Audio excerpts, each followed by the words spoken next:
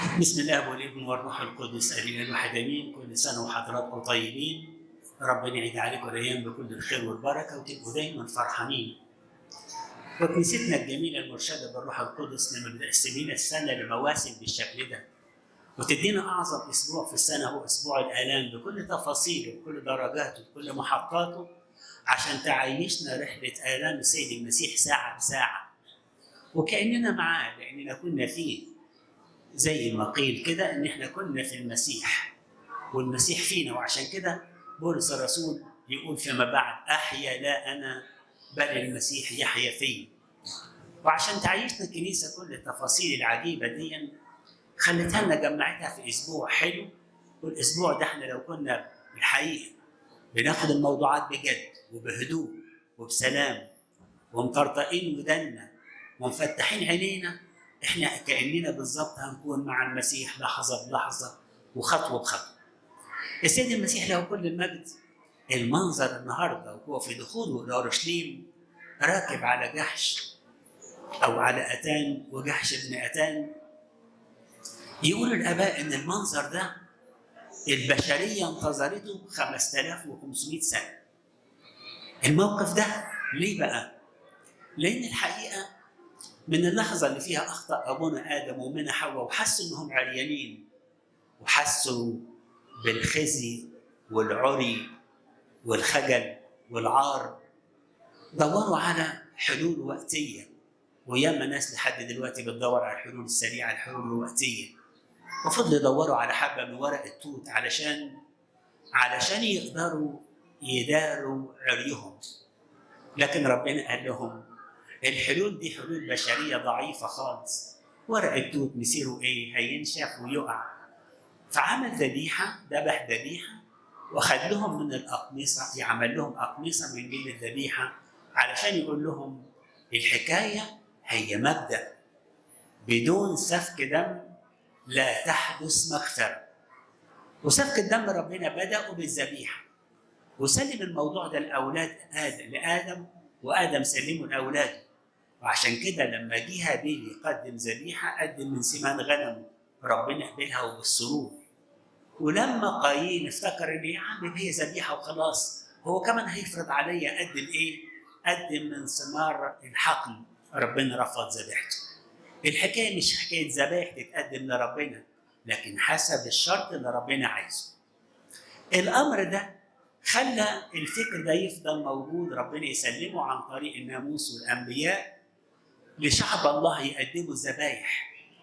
ولما كان بيقدموا الذبايح على انها بتغفر الخطيه، الحقيقه فاجئنا القديس بولس الرسول في رسالته للعبرانيين لما قال لا دم تيوس ولا كباش ولا سيران ممكن تغفر الخطيه. امال ايه؟ يقول لا مش ممكن ابدا، لان الانسان يبقى رخيص قوي لما يبقى ثمنه ثمن ذبيحه، دمه يساوي دم ذبيحه، فما ينفعش ابدا. لكن في تدبير عجيب ربنا مرتبه. طب ما كان بيقدموا الذبايح دي ليه؟ دي فريضه، ده سفر اللاويين مليان تفاصيل عن الذبائح اللي المفروض تتقدم وتتقدم ازاي، واللي يتاكل منها واللي ما ينفعش حد ياكل منها وهكذا. كان ربنا يعني بيضيع وقتهم كده وخلاص؟ كان اولا علشان يعرفهم ان نار الغضب الالهي متقده على الانسان بسبب الخطيه. وعشان كده كمان كان بيقدموا ذبيحتين في المساء يسموها ذبيحه المساء، يعيدوا فيها النار من اول مره وما تنطفيش النار، توصل لذبيحه الصباح يحطوا ذبيحه الصبح على نفس النار وتفضل تاكل فيها، والنار تستلم ذبيحه المساء وتسلمها لذبيحه الصباح، وهكذا تفضل النار متقده كل الوقت على مدى الايام كلها علشان تعلن الغضب الالهي على الخطيه.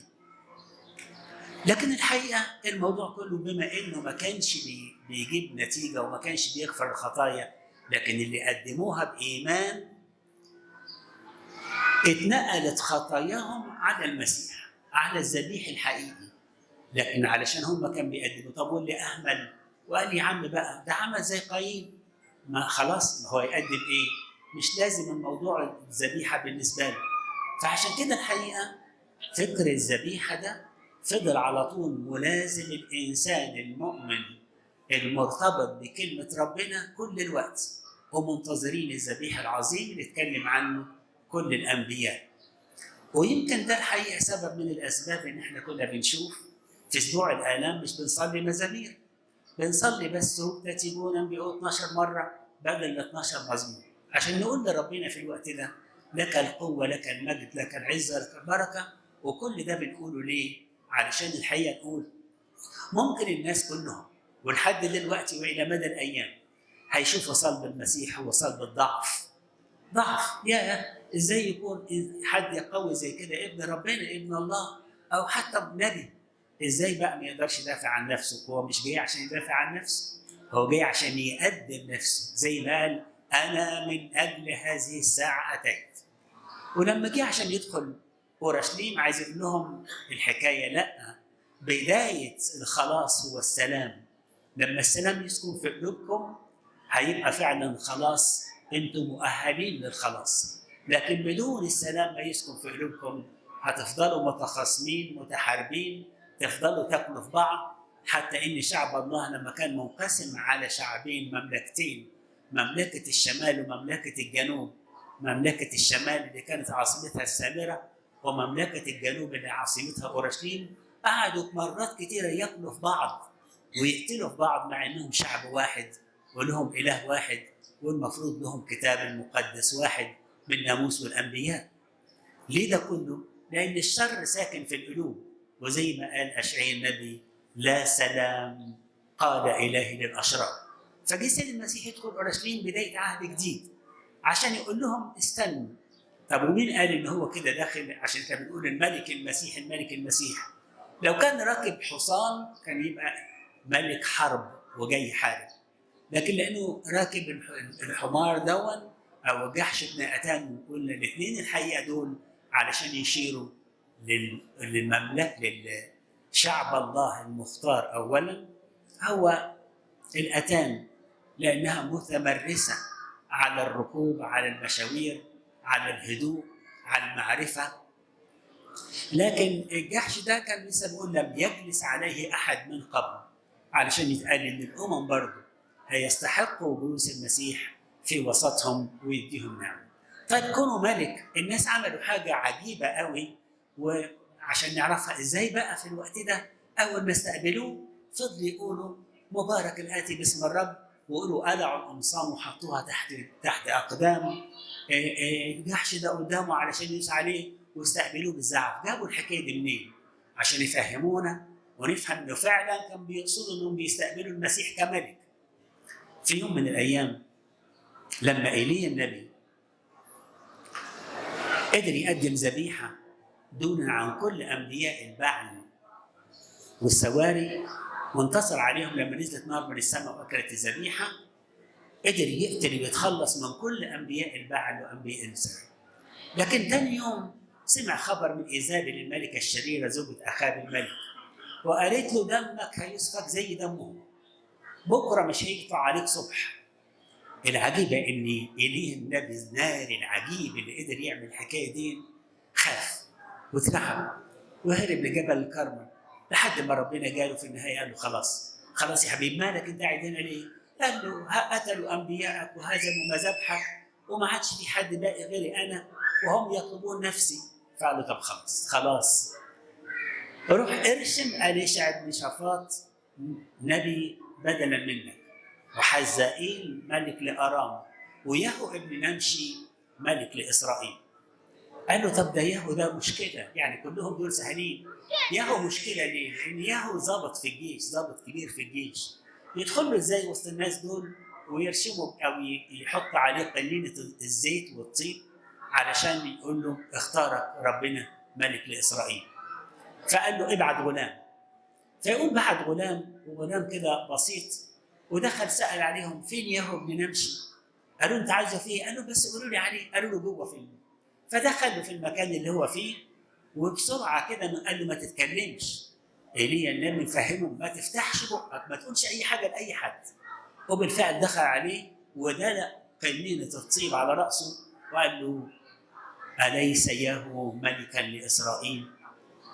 وجري. الناس قالوا له ده عمل ايه ده وبيعمل وبيقول ايه؟ انا مش عارف، انتوا شايفينه مجنون. قالوا بس قول لنا يعني هو يعني عمل كده ليه؟ او قال لك ايه طب الكلمتين؟ قال له بعد ما دلق علي الطيب ده وقال ياهو ملكا لاسرائيل، قاموا كلهم بصوت واحد يحيى الملك، وهتفوا وقلعوا اغصانهم وحطوها تحت رجليه ودوروا على اي اغصان زيتون وحاجات كده عشان يرفعوها، فعرفونا ان هو ده الاحتفال بالملك يحيى الملك. وعشان كده لما الناس استقبلوا السيد المسيح في دخول اورشليم عملوا نفس الحركه، جابوا الاغصان الزيتون واغصان زحف النخيل وابتدوا يطرحوا قمصانهم، يبقى هم كده بيستقبلوه ايه؟ كملك، ملك اسرائيل، ملك السلام اللي جاي يعطي الخلاص ويعطي مفهوم جديد للقوه، مش القوه في السيف ولا في الحرب ولا في الغزوات ولا في كل المتاعب دي ولا في الدسائس ولا في الافكار الشريره، لكن في التسامح العظيم. وفي ناس الحقيقه قدروا يفهموا حتى من غير شعب الله، وقالوا ان الحقيقه ان التسامح العجيب اللي قدمه رب المجد يسوع في كلامه في عظاته في اعماله انما هو مركز القوه. لان الحقيقه لو القوه في انك تضرب هتنضرب، لو في القوه انك تقدم شر هيجي عليك الشر، والشر اللي ربنا قال لنا عنه كده لا تقاوم الشر ايه؟ بالشر، لان الشر ما بينتهيش. الامر ده اللي ربنا قدمه في دخول اورشليم عشان يقول لنا استنوا افتكروا المنظر الحلو ده، افتكروا المنظر العجيب ده في ولاده رب المجد يسوع. وكلنا عارفين في قصه الميلاد انهم راحوا في بيت لحم في وقت الاكتتاب ما فيش مكان يقعدوا فيه. ليه ما فيش مكان؟ عارفين البيوت في القرى يتبني دورين ولا ثلاثه، الدور الاولاني دايما يبقى زريبه للمواشي، المواشي غاليه عند الفلاح لانها راس مال، فكل البيوت كل الاوض والحاجات زي كده ساكنه ما فيش مكان لهم، فقعدوا في المكان اللي فيه الحيوانات علشان اللي بنسميه مزود البقر. ما فيش مكان. كانت الحكايه صدفه؟ لا مش صدفه، ده تدبير الهي عجيب بقى. ليه بقى؟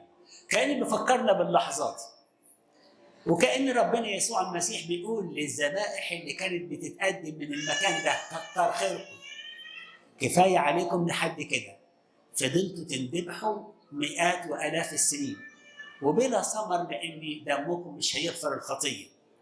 زي ما قيل لداود النبي من ناسان النبي داود الملك لما عمل خطيه ونسان النبي قال له انت هو الرجل اللي المفروض يموت، قال له اخطات الى الرب، قال له الرب قد نقل عنك خطيئتك لا تموت، ما قالوش غفرها.